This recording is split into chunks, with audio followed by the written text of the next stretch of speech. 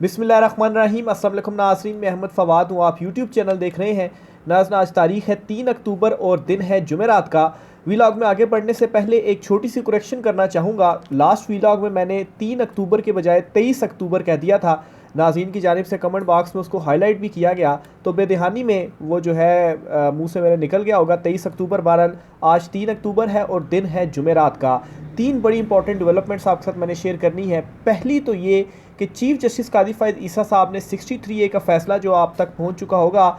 ये फ़ैसला देने के बाद बज़ाहिर हॉर्स ट्रेडिंग का जो रास्ता है वो खोल दिया है कि आप आएँ, पाकिस्तान तहरीक इंसाफ के बंदों को ख़रीदें या ज़बरदस्ती उनके ऊपर दबाव डालें और अपने हक़ में वोट डालें। लेकिन इस फ़ैसले को आए अभी चंद घंटे भी नहीं हुए, पाकिस्तान तहरीक इंसाफ ने एक ऐसा कानूनी दाव खेल दिया है जिसके बाद हुकूमत का, इवन के चीफ जस्टिस कादी फ़ायद ईसा साहब का जो जश्न है वो अब जश्न नहीं रहा। कुछ एक्सक्लूसिव डिटेल्स मैं आपके साथ शेयर करने जा रहा हूँ। सुप्रीम कोर्ट ऑफ पाकिस्तान में एक हंगामी डेवलपमेंट हुई है और इस डेवलपमेंट के साथ जो जजेस हैं, जो अक्सरियती जजेस हैं, वो भी इस वक्त अपनी कैलकुलेशंस कर रहे हैं कि क्या मूव कब खेली जानी है, क्या कैलकुलेशंस की जा रही हैं। कुछ एक्सक्लूसिव डिटेल इस पर भी आपके साथ मैं शेयर करूंगा। और आखिर में नाजरीन, चीफ जस्टिस कादी फ़ायद ईसा साहब ने ये जो फैसला है वो बड़ी जल्दबाजी में दिया। इतनी जल्दबाजी में दिया कि इस फैसले को महफूज करने या चैम्बर में जाकर जजिस से मुशावरत करने की भी जो जहमत थी वो नहीं की गई। बस जल्दी पहले तो आर्गूमेंट्स कंप्लीट किए गए। आर्गूमेंट्स जैसे ही कंप्लीट हुए तो काजी साहब ने अपने लेफ़्ट देखा और फिर राइट देखा, और वैसे ही तो दस्तखती जज नहीं कहा जाता चीफ जस्टिस कादी फ़ायद ईसा साहब के हम ख्याल जजिस को, और साथ ही जो फैसला है वो चीफ जस्टिस कादी फ़ायद ईसा साहब ने सुना दिया और कहा जी कि हम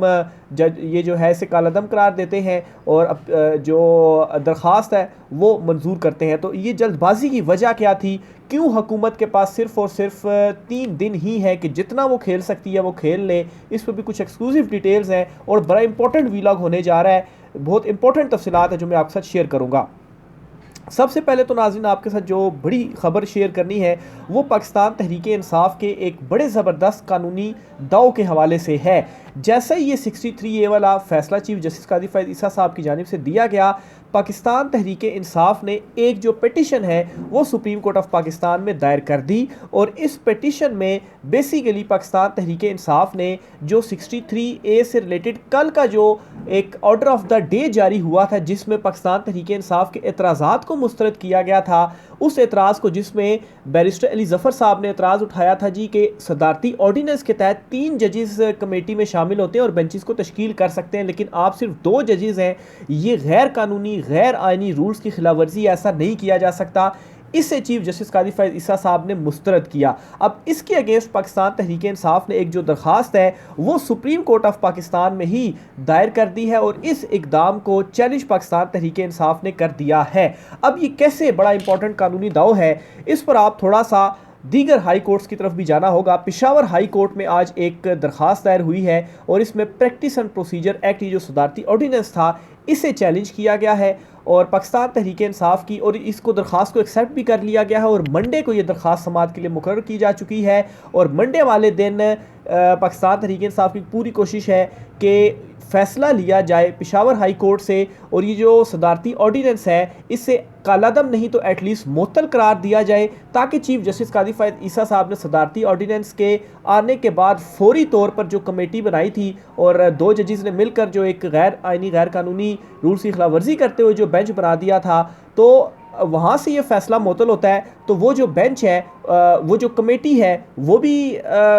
उसकी जो हैसियत है वो भी मुअत्तल हो जाएगी और फिर उसके बाद जो वापस पहले वाली कमेटी थी जिसमें जस्टिस मुनीब और जस्टिस मंसूर हैं वो बहाल हो जाएगी। और यूं पाकिस्तान तहरीक इंसाफ की ये जो दरख्वास्त है जिसमें उन्होंने ये एतराज़ मुस्तरद किया गया और उसे चैलेंज किया, इसे वो कमेटी समाअत के लिए मुकर्रर करेगी। तो ये बहुत बड़ी डेवलपमेंट हुई आज सुप्रीम कोर्ट ऑफ पाकिस्तान में। उस तरह से इसको हाईलाइट नहीं किया जा रहा और जब ये चीज़ होगी तो जस्टिस मंसूर और जस्टिस मुनीब साहब जब बेंच बनाएंगे तो फिर ये जो 63A का फैसला दिया गया और हॉर्स ट्रेडिंग की ज़ाहिर इसमें इजाज़त दे दी गई, तो ये मामला ज़ाहिर सी बात है अगर बुनियाद ही आपकी गैर आइनी, गैर कानूनी हो तो उसके ऊपर आप जितनी बड़ी मर्जी इमारत खड़ी कर दें उस इमारत का कोई फ़ायदा नहीं। बुनियाद के हटते साथ वो जो सारी इमारत है वो भी धड़ाम से कर गिर जाएगी और ये फैसला और ये जो सारा चीफ जस्टिस काजी फैसला साहब ने जल्दबाजी में किया, ये सारा धड़म से कर गिर जाएगा। तो एक तो ये सबसे इंपॉर्टेंट डेवलपमेंट हुई है सुप्रीम कोर्ट ऑफ पाकिस्तान में। फिर साथ ही साथ सिर्फ ये काम नहीं हुआ, इसके साथ इमरान खान साहब ने जो करार दिया ना कि डू एंड डाई की सिचुएशन है और 4 अक्टूबर को एहतजाज का ऐलान किया। और फैसल वाडा तो कहते हैं जी कि ज़्यादा ये एहतजाज की तरफ ना आए, ये ना हो मसाइल बहुत ज़्यादा बढ़ जाएं। तो फैसल वाडा साहब जो है वो असल में किसकी तरफ से बोलते हैं, आप सबको मालूम है कि असल में तो वो ताकतवरों में खुद साख्ता पैगाम रसा है और उन्हीं का एक पैगाम पहुंचाया गया इमरान खान साहब तक। पहले तो इमरान खान साहब से मुलाकात कर जो कोशिश है वो की गई कि इमरान खान साहब मान जाएं, लेकिन इमरान खान साहब जो है वो डटे हुए हैं। इमरान खान साहब डटे हुए हैं और साथ ही साथ नाजरीन आज ये काम हुआ है, एक तो एहतजाज होने जा रहा है ना कल, साथ ही होने जा रहा है कि इस्लामाबाद की 3 जो वकला तंजीमें हैं, इस्लामाबाद हाई कोर्ट बार, इसके अलावा डिस्ट्रिक्ट कोर्ट बार और इसके अलावा एक और बार, ये 3 इंपॉर्टेंट बार्स हैं, ये डट गई हैं और इन्होंने ये अनाउंस कर दिया है कि चीफ जस्टिस काजी फायद ईसा साहब सहूलतकारी कर रहे हैं और ये जो आइनी तरमीम की जा रही है बज़ाहिर इसमें वो सहूलतकारी कर रहे हैं, तो हम इसके ख़िलाफ़ खड़े होने का जो ऐलान है वो करते हैं। और ग़ालिबन मंडे वाले दिन तीनों बार्स की जानिब, वकला बार्स की जानिब से भी जो कॉल है वो दे दी गई है। तो प्रेशर जो है वो दूसरी तरफ से भी मज़ीद बढ़ता जा रहा है और आज चीफ जस्टिस काजी फायद ईसा साहब पर भी एतराज़ उठा के, जो इमरान खान साहब ने बैरिस्टर अली ज़फ़र साहब को हिदायत की थी कि आपने काजी साहब पर भी एतराज़ उठाना है कि आप इस केस को ना सुने क्योंकि ये मफादात का टकराव है, आप इस केस को नहीं सुन सकते क्योंकि जो आइनी तरमीम होनी है उसमें आपकी एक्सटेंशन होनी है या आपको जो आइनी अदालत का चीफ जस्टिस है वो लगाए जाने के हवाले से बातें चल रही हैं, तो ये मफादात का टकराव है, आप इस केस को नहीं सुन सकते। ये एतराज़ चीफ जस्टिस काजी फैसला साहब की जानिब से मुस्तरद किया गया था। बहरहाल जी इसमें आपको बताता चलूँ कि एक तरफ तो काजी साहब इस एतराज़ को मानने को तैयार नहीं जी कि ये आइनी तरमीम वाला जो मामला है इसको क्यों डिस्कस किया जाए अदालत में, ये मैटर सामने नहीं और ये मफादात का टकराव नहीं है। अब ज़रा आते हैं कि काजी साहब के नॉलेज में ये है कि आइनी तरमीम होने जा रही है और ये वाकई मफाद का टकराव है। इसका सबूत इस सूरत में मैं आपके सामने रखूँगा, जो जुडिशल कमीशन का जो इजलास हुआ था, जुडिशल कौंसिल का जो इजलास हुआ था, जिसमें वज़ीर कानून की जानिब से ये कहा गया था कि इजलास को मुलतवी कर दिया जाए क्योंकि हुकूमत एक आइनी तरमीम लाने जा रही है जजिस की अपॉइंटमेंट के हवाले से। तो उस वक्त ये उन तमाम जजिस को बताया गया था और वो सरबराही कौन कर रहा था, चीफ जस्टिस काजी फायद ईसा साहब कर रहे थे। अब यानी कि एक सबूत भी आ गया कि काजी साहब को ये चीज़ बताई गई थी और बताने के बावजूद चीफ जस्टिस काजी फायद ईसा साहब ने खुद को इस बेंच में शामिल किया। और कैसे शामिल किया, एक गैर रूल्स की खिलाफवर्जी करते हुए जो एक कमेटी बनाएगी 2 रुकनी और उसमें खुद को इसमें उन्होंने शामिल कर लिया। तो मफादात का ये टकराव है, काजी साहब इसको इस तरह से मुस्तरद नहीं कर सकते। तो ये दूसरी बड़ी डेवलपमेंट है जी जो कि आज सुप्रीम कोर्ट ऑफ पाकिस्तान में हुई है। इसी तरीके से जल्दबाजी में चीफ जस्टिस काजी फायद ईसा साहब ने जो फैसला है ये क्यों दिया, इसकी भी बड़ी इंपॉर्टेंट रीज़न है। पहले तो जो मंजरनामा मैंने आज अदालत में देखा कि जब ये आर्गूमेंट्स कंप्लीट हुए और चीफ जस्टिस काजी फायद ईसा साहब ने ये फैसला अनाउंस किया, वो मैं आपके सामने रखता हूँ क्योंकि मेरे लिए भी हैरान कुन था और अनएक्सपेक्टेड था कि ये फैसला इस तरह से काजी साहब सुना देंगे। क्योंकि मैं एक्सपेक्ट कर रहा था ठीक है आर्गूमेंट्स हो गए हैं तो फैसला महफूज हो जाएगा, हो सकता है कल सुना दिया जाए। लेकिन क्या हुआ, जैसे ही जो स्पीकर असेंबली हैं उनके जो वकील हैं, उनके जो दलाइल हैं, जैसे ही वो मुकम्मल हुए तो चीफ जस्टिस काजी फायद ईसा साहब और उनके साथ लेफ़्ट राइट पर 2 जजिस जो बैठे हुए थे, एक मरतबा काजी साहब ने लेफ़्ट देखा, एक मरतबा काजी साहब ने जो है वो राइट देखा। इवन के जो सुप्रीम कोर्ट का अमला होता है जो कि जजिस की कुर्सी पीछे करता है और पीछे जो उनका दरवाज़ा होता है जिस दरवाजे से जजिस इंटर होकर आते हैं वो दरवाज़ा खोलता है कि जजिस जो हैं वो वापस दरवाजे से अपने चैम्बर में चले जाएं। तो जब ये आर्गूमेंट्स हुए तो काजी साहब ने जो है वो पहले बेल बजाई और बेल बजाने का मतलब ये होता है कि आर्गूमेंट्स कंप्लीट, आप बेंच उठकर जाने वाला है। लेकिन मेरे ख्याल से उस अमले के लिए भी हैरान कुन था कि वो बेल बजाने के बावजूद जब डोर ओपन हो गया तो जो बेंच था और चीफ जस्टिस काजी फायद ईसा साहब थे वो उठकर जाने की बजाय वहाँ पर बैठे रहे। एक आधा मिनट आप कहें या 30 सेकंड आप कहें,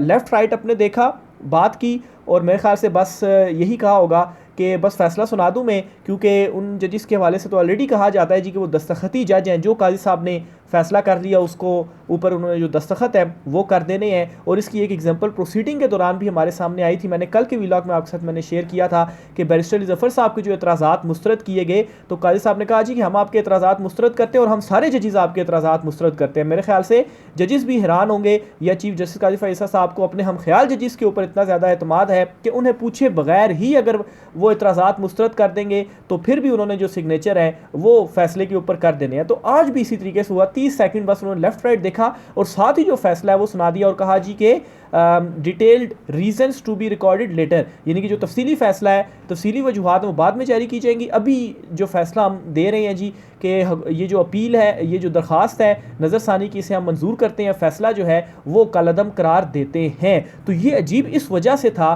क्योंकि आम तौर पर इस तरह से होता है कि जब आर्गूमेंट्स कंप्लीट होते हैं फैसला महफूज कर लिया जाता है और फिर उसके बाद चैम्बर में जजेस जाते हैं, मुशावरत करते हैं और फिर उसके बाद जो फैसला वो सुनाया जाता है। लेकिन इस केस में आज मुझे ऐसा महसूस हुआ, क्योंकि आईनी मैटर बड़ा इंपॉर्टेंट मामला है, आम केसेस की अलग बात होती है, तो इसमें पहले से जैसे सोचा हो कि हम ये फैसला सुनाएंगे, यूं ही नहीं कहा जाता कि जैसे ही ये 5 रुकनी बेंच बना तो सबको मालूम हो गया था कि ये 5 रुकनी हम ख्याल बेंच जो है वो 5-0 से क्या फैसला सुनाएगा। और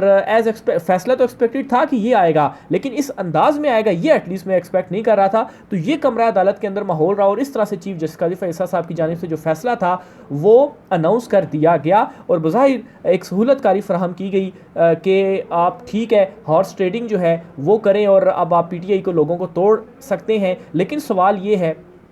कि क्या पाकिस्तान तहरीक इंसाफ के लोगों को तोड़ा जा सकता है? वो लोग जो इमरान खान साहब के नाम के ऊपर बैंगन और टिंडे के निशानों के ऊपर इलेक्ट होकर असेंबली में आए हैं, वो दोबारा हलकों में जाने के काबिल रहेंगे अगर वो टूटते हैं? और फिर पाकिस्तान तहरीक इंसाफ ने, इमरान खान साहब ने इस हवाले से हिकमत अमली बहुत पहले तैयार कर ली थी और इम्प्लीमेंट भी कर लिया था जब ये तरमीम के पीछे भाग रहे थे और इन चीज़ों के पीछे भाग रहे थे कि पाकिस्तान तहरीक इंसाफ के MNAs को कह दिया था जी कि आप महफूज मकाम पर KP में चले जाएँ और सिर्फ 8-10 लोग होंगे जिनको हम खुद नाम देंगे कि ये वो हमारे MNAs होंगे कि जो पार्लियामेंट में हमें रिप्रेजेंट करेंगे, और इसी तरीके से सेनेटर्स भी। तो इस वक्त हुकूमत को मसला भी यही है कि इस हिकमत अमली के बाद और फिर मौलाना फजल रहमान साहब ने बाकायदा तौर पर ऐलान कर दिया है, आज उन्होंने प्रेस कॉन्फ्रेंस किया और उसमें उन्होंने कहा है कि वो हुकूमत की इस आईनी तरमीम में उनके साथ नहीं है। मौलाना साहब की इस प्रेस कॉन्फ्रेंस में एग्जैक्टली उन्होंने क्या कहा है ये भी मैं आपके साथ ज़रा शेयर कर देता हूँ जी। हैरत है आईनी तरमीम पर उजलत क्यों है, कोई एमरजेंसी नहीं, मौलाना फजल रहमान ने यह कहा गया इतवार तक अगर ये आईनी तरमीम ना हुई तो आसमान गिर पड़ेगा, ऐसा कुछ नहीं हुआ। पीर वाले दिन तो भी हमने देखा कि कोई सितारा भी नहीं टूटा, हम किसी सूरत हुकूमत के साथ नहीं जा रहे, एमरजेंसी लगाकर आईनी तरमीम कबूल नहीं। ये मौलाना फजल रहमान साहब की जानिब से आज ख़ुद जो बयान है, जो प्रेस कॉन्फ्रेंस है वो उन्होंने कर दी है। तो ये कल भी मैंने शेयर किया था कि काजी साहब जो हैं वो ठीक है वो ये फ़ैसला दे देंगे, लेकिन अब बात ये है कि अगर हुकूमत फिर भी नंबर गेम ही पूरे ना कर सकी इस फैसले के बावजूद, तो फिर चीफ जस्टिस काजी फ़ायद ईसा साहब क्या करेंगे? तो फिर इससे बड़ी हजीमत और क्या हो सकती है कि इस हद तक अपनी एक्सटेंशन के लिए बज़ाहिर अगर वो जा रहे हैं और दूसरी तरफ नंबर गेम ही पूरी ना हो तो फिर क्या होगा? क्योंकि सिर्फ एक ऐवान में नहीं, दोनों ऐवानों में नंबर गेम पूरी करनी है और कौमी असम्बली में भी और फिर उसके बाद सेनेट में भी जो नंबर गेम है वो पूरी करनी है। और दूसरी तरफ जो शुरू में मैंने आपको बताया कि पाकिस्तान तहरीक इंसाफ अपनी जो कानूनी दाव है वो भी खेल रही है। तो ये दूसरी इंपॉर्टेंट खबर थी जी जो आपके साथ शेयर करनी थी। फिर इसी तरीके से तीसरी और सबसे इंपॉर्टेंट बात जो आपके साथ मैंने शेयर करनी है कि इस वक्त सुप्रीम कोर्ट ऑफ पाकिस्तान की जो अक्सरियती जजेस हैं वो अपनी कैलकुलेशंस कर रहे हैं कि क्या मूव कब खेलना है। जब ये फैसला आया, फैसले के बाद इवन कि ट्विटर के ऊपर भी सवालात पूछे जा रहे हैं और ये कहा जा रहा है कि जजेस ने बहुत देर कर दी है अपना रद्द अमल देने में और लड़ाई के बाद जो मौका याद आए तो वो मौका फिर खुद को ही मार लेना चाहिए। तो आखिर क्यों अक्सरियती जजेस जस्टिस मंसूर अली शाह, जस्टिस मुनीब अख्तर जो हैं वो क्यों कोई जो रद्द अमल है वो नहीं दे रहे? अब इस चीज़ का भी आपको मैं जवाब देता हूँ। एक तो कैलकुलेशंस की जा रही हैं और अगर नंबर गेम ही हुकूमत के पास पूरी नहीं तो फिर जजेस को रद्द अमल देने की क्या ज़रूरत है? ये भी एक बहुत इंपॉर्टेंट सवाल है। फिर उसके बाद इनके पास सिर्फ और सिर्फ 3-4 दिन आप कह सकते हैं क्योंकि मंडे को वो पेशावर हाई कोर्ट में समात होगी और आईनी तरमीम को ये ज़्यादा डिले नहीं कर सकते। तो अगर पाकिस्तान तहरीक इंसाफ के लोग ही सेफ़ हैं और इन 3 दिनों में भी ये कुछ नहीं कर सकते तो फिर तो ये डबल हजीमत है इवन कि चीफ जस्टिस काजी फ़ायद ईसा साहब के लिए भी और हुकूमत के लिए भी